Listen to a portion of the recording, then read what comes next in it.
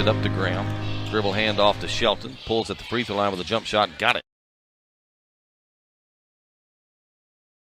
What's going on, everybody?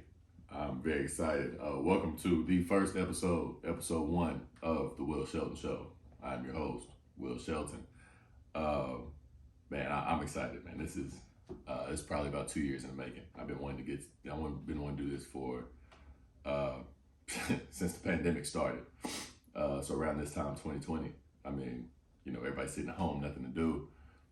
So I'm excited. So excuse me if nerves prevail in some statements, but thank you guys. I mean, if it's one person or 1,000 people, however, I can't explain my excitement to be talking to you guys and getting this stuff done.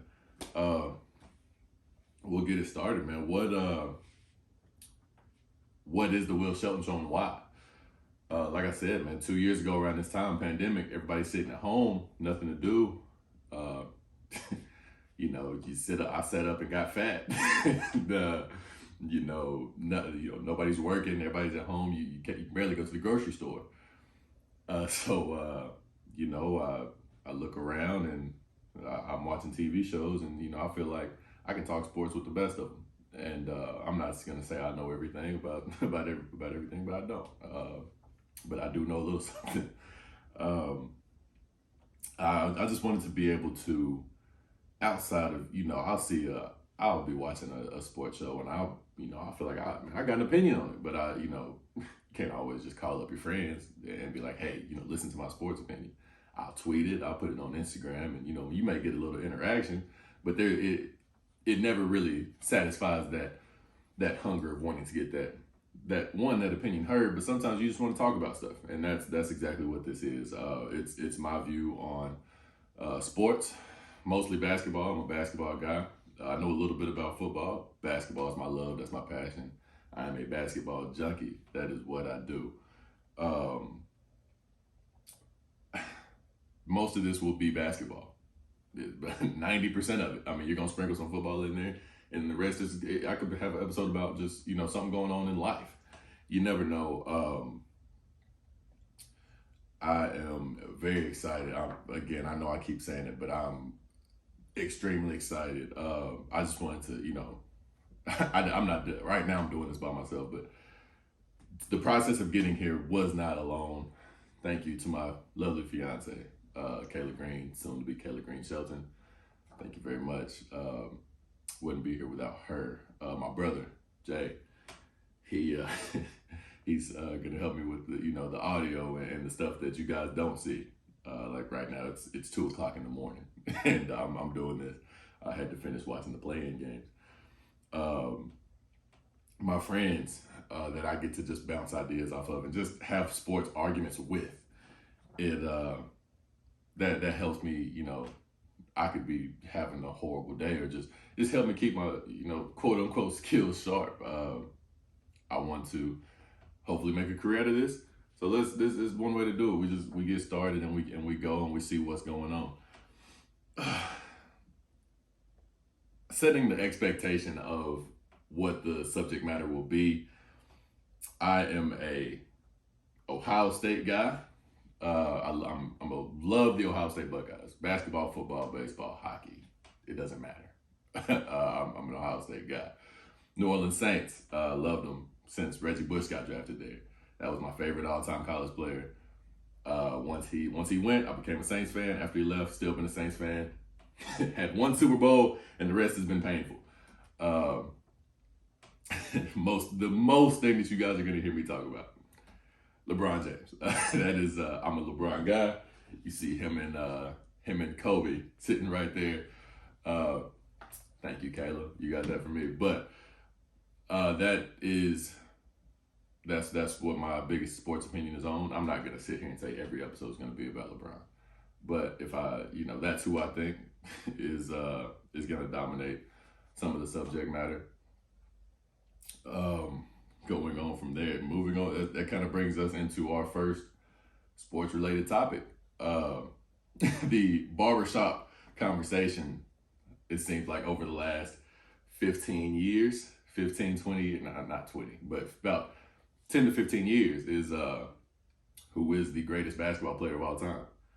In my opinion, I believe that's LeBron James.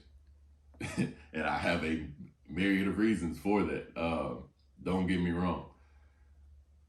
When I was a child, I lived and breathed Michael Jordan. From the time I knew basketball, from the time I knew basketball was a thing, until I was probably in middle school, Michael Jordan was that guy for me. I wore 23 for Michael Jordan. I wanted to shave my head bald because of Michael Jordan. Space Jam, I had a Space Jam VHS tape, and I probably watched that thing over and over again, too many times to count. Michael Jordan was my idol. He's still my second favorite basketball player of all time. I believe that if I had to compare my love for Michael Jordan and LeBron James at their peak, I probably loved Michael Jordan more than I love LeBron James to this day. But just looking at it from a basketball perspective, not just from the way I like to watch basketball, but just from a greatness standpoint of basketball, I believe that LeBron James is a better passer, a better rebounder. Don't get me wrong, Michael Jordan was a terrific, outstanding scorer of the basketball, especially for his time. He was he was nothing like the league had ever seen up until Kobe got in the league. But I believe LeBron James is far and away better than him. Now you could look at the finals record and say Michael Jordan 6-0. There's no discussion. I believe that's misleading. You compare the competition, there's not really any comparison. The 2011 finals, you got me. But even Michael Jordan had, a few bad finals games. He just happened to be picked up.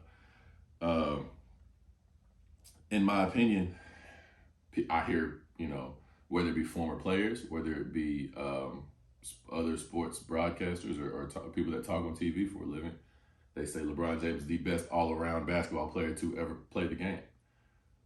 But then they don't say that he's the greatest. To me, that does not make sense. If this was any other field, if I was just in the tech space, if I'm the greatest all-around tech guy this side of Mississippi, nobody's gonna say that there is anybody better than me. Like you say that if there's a chef that he can make every dish, anything that you can imagine, they will, they're gonna say he's the best chef to ever do it. I guess the Gordon Ramsays, obviously I'm not a chef, so I don't know, but I just believe that if he's the best all around basketball player, why is he not the greatest? Is it because, they talk about this quote unquote killer instinct? I don't believe that's real. That's just, I'm gonna shoot over 3 people at the end of games. Or I feel like the knowledge of the game and knowing when to do what in a moment, I guess you could consider that killer instinct, but that's not always taking the last shot. I don't agree with, because I'm going to take the last shot, that means that I'm just a killer and I'm just the best player ever. I don't believe that. Excuse me. I also question why it seems to be like a universal love for Michael Jordan. Towards the end of Kobe's career, there was like a universal love for Kobe Bryant, God rest his soul. Even, despite going to Golden State, there was a universal love for Kevin Durant. After, obviously they said it was the weakest move, but after he won a championship, it kind of, it slowly kind of faded away into there was just at least in the basketball world, there was like a love for Kevin Durant, saying, he's the best player in the world.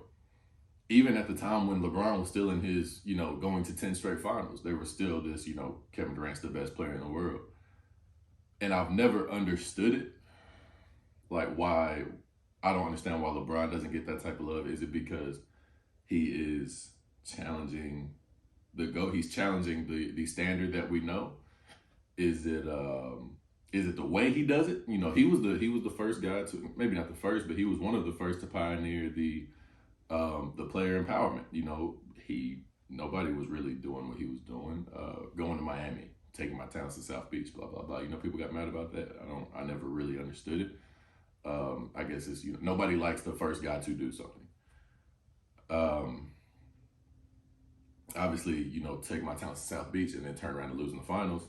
I could see why the people that are like, oh, see, yeah, he's not even that good. He had a stacked team and couldn't win.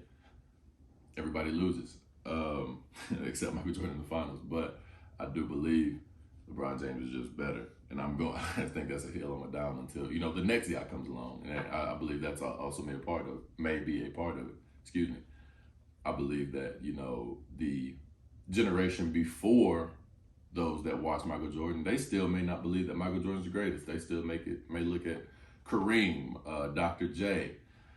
I guess there's an argument for Jerry West or Oscar Robertson or whoever's in that conversation. Maybe a Magic Johnson. I just don't. I believe that may be part of it. It's just a generational deal. The generation before Mike that was watching Kareem and them, they may have their GOAT. Then you got Mike's generation, that it might be Mike, and you got my generation. I think it's gonna usher in a whole new LeBron GOAT generation. And then next generation may be Giannis or Luka or LaMelo or Ja. Who knows? Excuse me.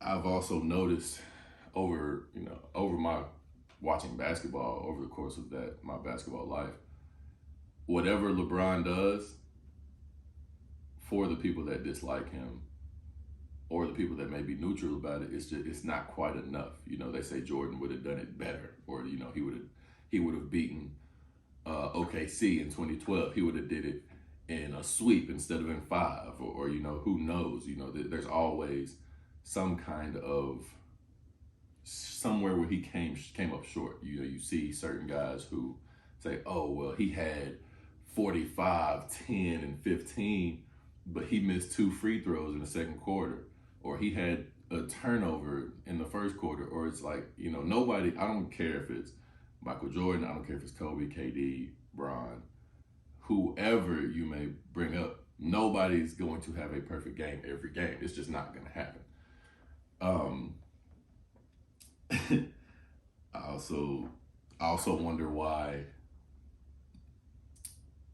LeBron James is going into next year is going to be year 20. I'm 25. He's been in the NBA since I was, probably going on 5, 6 years old. No, 7. So I don't understand why that people use that against him. He's been great from really his rookie year, but if you want to say his second year, he's been great from his second year to his going into his 20th year. That is 17 straight years of sustained greatness. If anybody else did that, there would be no more argument. There would be no argument whatsoever for anybody else.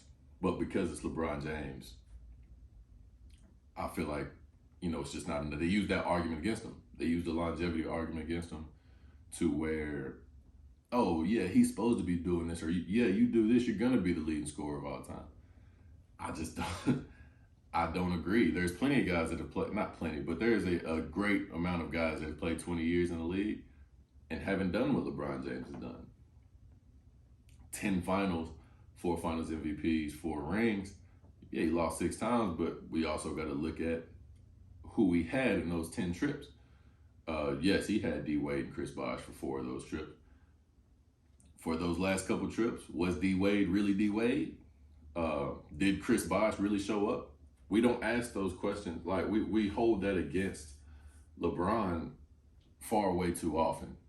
If when Kobe would lose, yeah, he would get his criticism. We'd be like, oh, Powell was soft, or him and Shaq didn't get along. Shaq couldn't shoot free throws. Whatever the case may be. If Mike were to lose, oh, Scottie was soft, or he didn't have the help that he needed. But if LeBron lost, it's, oh no, he's the best player in the world. He's supposed to win. When Mike was getting demolished by the bad boy Pistons, he got his criticism back then. They were saying, oh, he can get his, but he can't lead the team to win.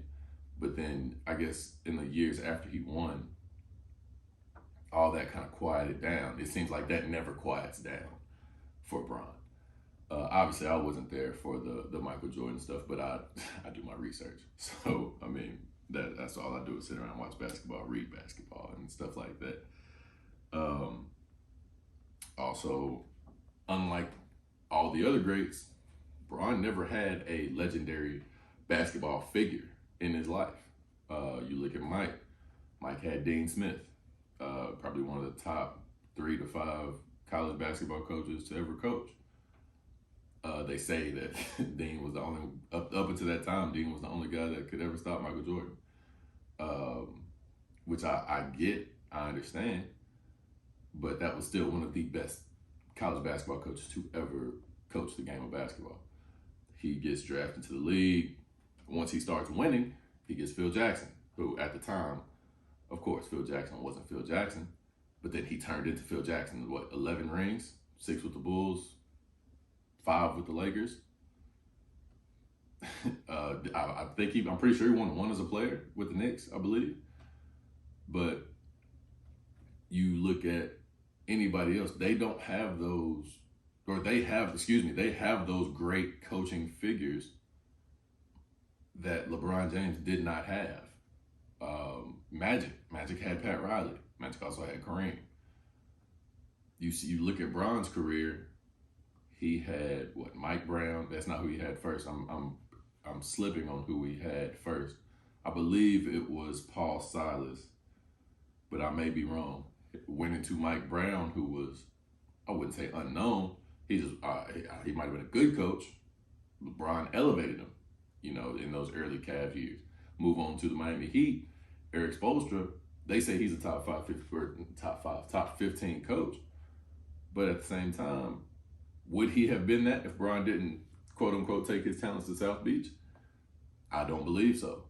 You had an aging D Wade. You had a Chris Bosh who, I would say did not show up in the biggest moments that he was needed.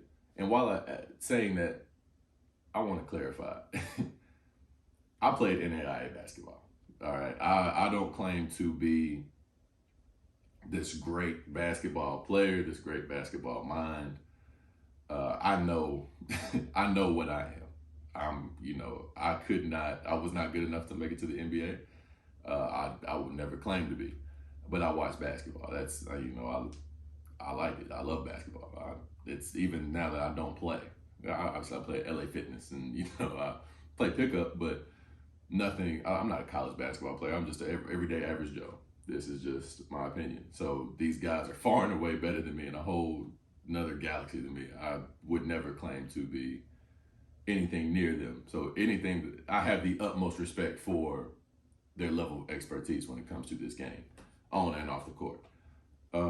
But I just the game as I see it. So when I say a player does not show up, I don't mean anything disrespectful at all.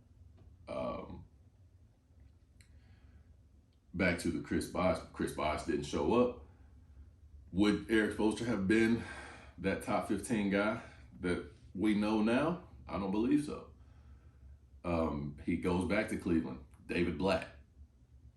Dude, where's David Blatt? Now he's back overseas. And Bron took him to the finals, along with Kevin Love and Kyrie Irving. But do they get to the finals without Bron? I highly doubt it. Insert T. Lue, who T. Lue is a great coach. I just got done watching the playing games, Clippers and Pelicans. Great coach. But would he have that ring under his belt if it wasn't for Bron? Would he have those finals appearances if it wasn't for Bron at this point in his career?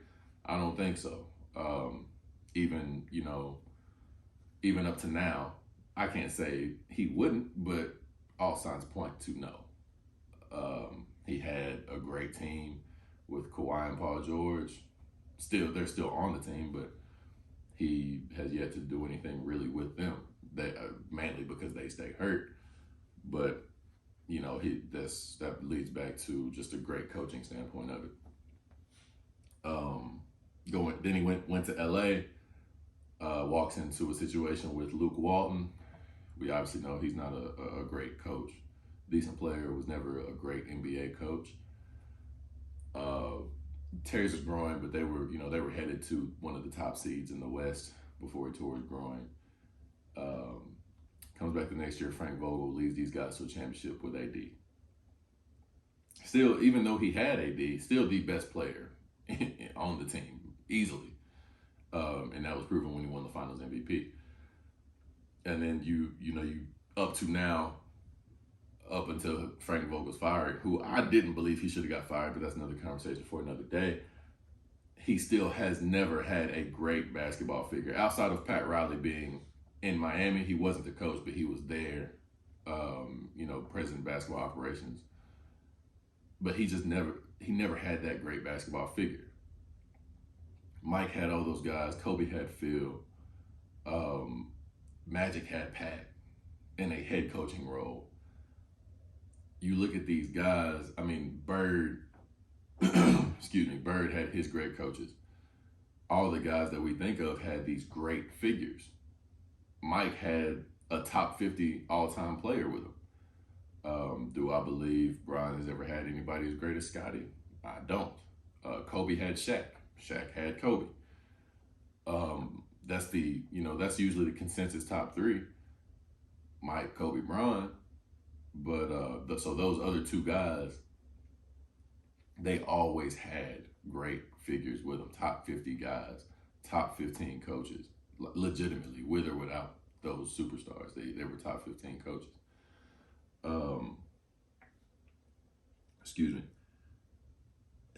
The expectations set for Bron from the time he was 16 years old, he was expected to be Michael Jordan at 16.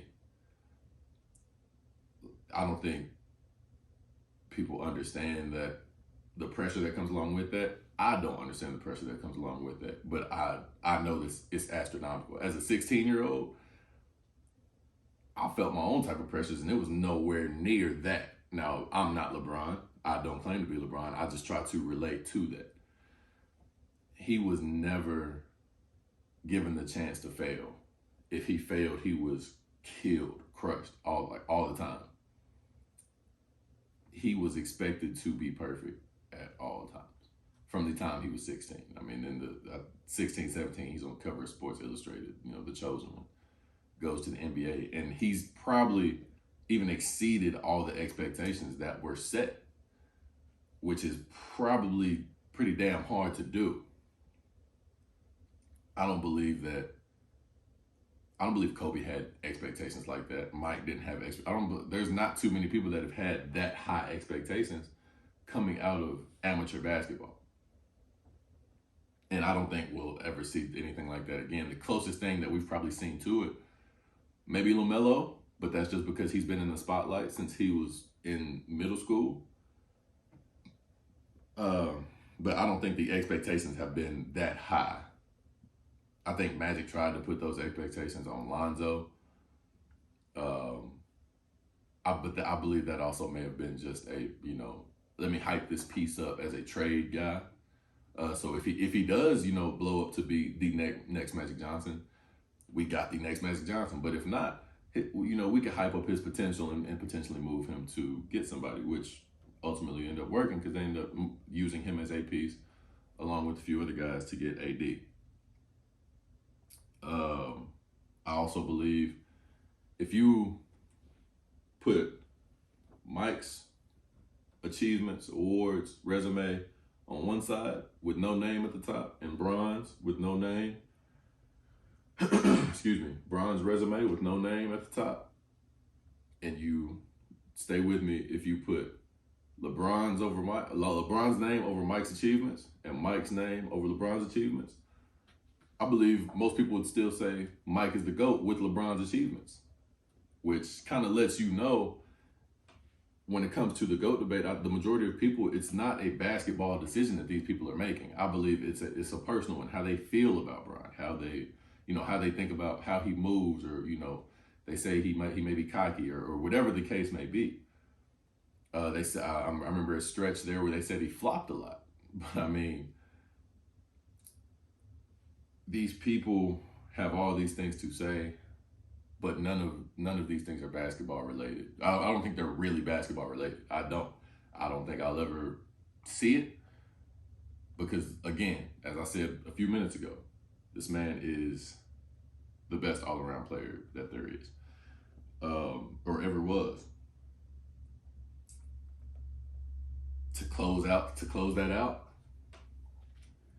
I don't believe LeBron's done winning championships. I believe he's 38 years old. If the Lakers were to make the right moves, it would have to be the exact right moves. But this man was just 37, averaging 30, which leads me back to my nothing was ever enough point. Man, he averaged 30, and even though they were losing, but you look at the roster, you look at AD not being healthy, they didn't even make the playoffs. But you look at that roster top to bottom, the man did all he could do. I don't see what else he could have done. I mean, they're saying they want him to score 30, dish out 15 assists, get 12 boards, lock up the other team's best player. Nobody's doing that. Nobody at all is doing that at all. Nobody's like Giannis, even Giannis being I believe he's the best two-way player in the game today. He still has help on the defensive end. If he gets in a situation where he has to score a lot, he can say, hey, Drew, go take KD for a couple possessions. Let me get a couple of plays off. Chris Middleton, go take KD for a couple possessions. He has people that can spell him. You know, at LeBron's peak, he could do that. He could go lock up D Rose and then give you a 30-point triple-double on the other end. He could go do what he can, like probably, I wouldn't say lock up, but play great defense on Tim Duncan, who's the best power forward to ever play, and then give you 30 on the other end, which against Pop, who had the best game plan probably for Bron. Yeah, I mean, I would probably say Pop probably had the best game plan against Bron out of anybody he's faced in his career. And Pop's probably the only coach that he's seen the entirety of his career, but Pop has probably had the best game plan that worked the most consistently. Close it out, I believe, as far as the GOAT debate, I believe it's Bron, I believe it's Mike. And then some days I believe it's Kobe. Some days I would take Magic over Kobe. It just depends on how I feel that day. But for the most part, I believe it's Bron, Mike, and Kobe. Transitioning out of that, going back to the playoffs, or the play-in rather, watching the Cavs Hawks, and then following that up with the Pelicans Clippers.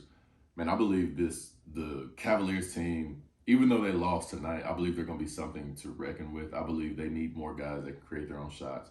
I don't believe Darius Garland, who is a hell of a fucking point guard, I believe they need somebody else that can take a little bit more pressure off him. I believe Caris LeVert is a great piece.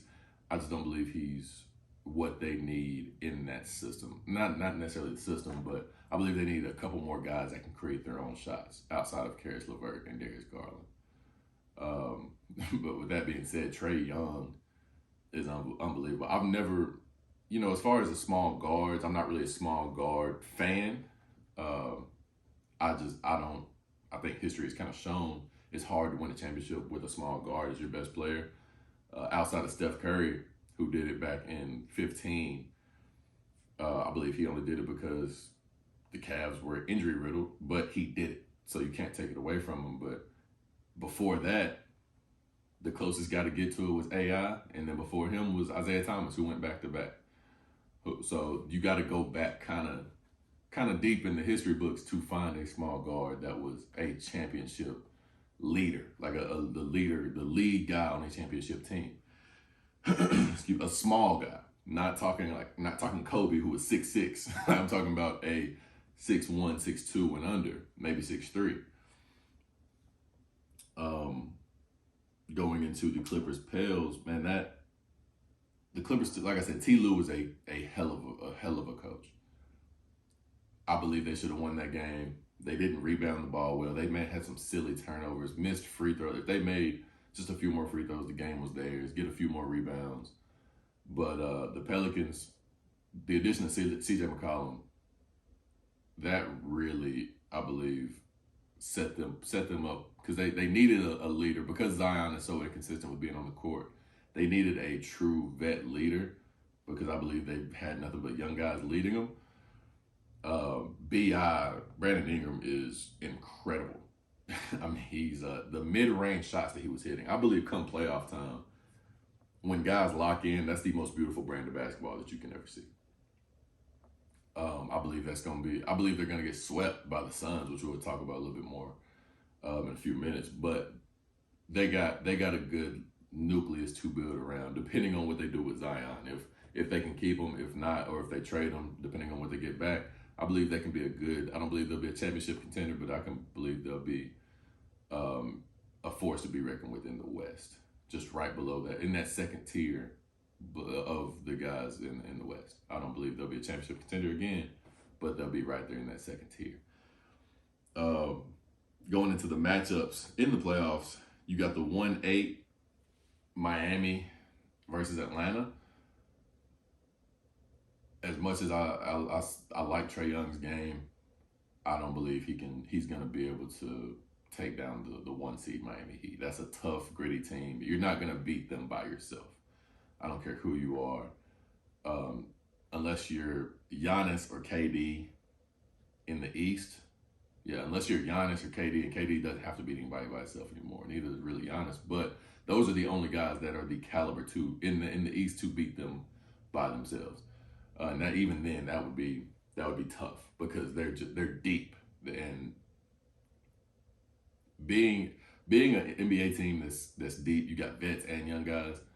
I believe those are some of the best teams, especially nowadays. After the kind of not really post super team, but now like super teams aren't really what you call dominating anymore. You see the Nets, who were supposed to have a super team, now they were in the play-in.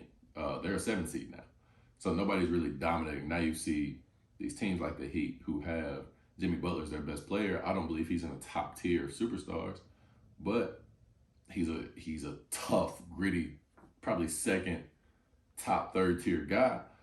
Who now they got Kyle Lowry, they got Bam. I love Bam. Bam guards 1 through 5, live threat, can shoot a little bit and can handle. He's a triple double threat every night. Tyler Hero coming off the bench. I believe Miami takes that one in 5. Boston and Brooklyn is probably going to be the most skilled series that we see in the playoffs, period. KD, Kyrie, Jason Tatum, Jaylen Brown. That is going to be, from a basketball, just a pure basketball guy standpoint, I'm going to love watching that series because you see Kyrie, who's probably the most exciting guy to watch. You're going to see him. You're going to see Tatum, who's blossoming into a tier 1 guy, MVP level guy. He's really figuring out how to when to score, how to score, and it's not just sidestep 3, step back 3. It's not all bad shots. He's getting to the rim. He's dunking on people. He's pulling up for the midi. He's getting teammates involved. He's developed, like you see him taking that next step. Jaylen Brown is quietly taking that next step. You can see him to where now it's not just, people aren't looking at it as just JT's team. Now it's like, okay, Jaylen Brown's always been a force, but, early on in his career, he couldn't really shoot. So you can, hey, we're going to leave him. You can't leave him no more. He's in that same mode of, I can get to the rim, I can shoot the midi, I can make it, I can make you pay from the 3-point line. I think this series is kind of going to come down to the other guys. I believe Jason Tatum and KD, which KD, I didn't mention KD, but KD is just KD. I mean, right now, top 3 in the world, probably top 2. I believe Giannis is the best, so I'll probably put KD second. Man, KD, Jason Tatum probably cancel each other out. Kyrie and Jaylen Brown, I want to say they cancel each other out, but Boston's so good defensively. With them being so good defensively, I believe that I give that edge. I don't want to say I give that edge to Jaylen Brown, but I'm going to say I give that edge to Jaylen Brown because Boston is going to make it tough on Kyrie to score. And for me, I would make Kyrie beat me by itself, which it's easier said than done. I can say that from my living room. It's easy, but you can't stop KD. But I make Kyrie take every shot. I want to, and I make him guard on the defensive end because the Nets are one of the worst defensive teams. I want to make them guard. I really want to move the ball. I want to get the matchups that I want.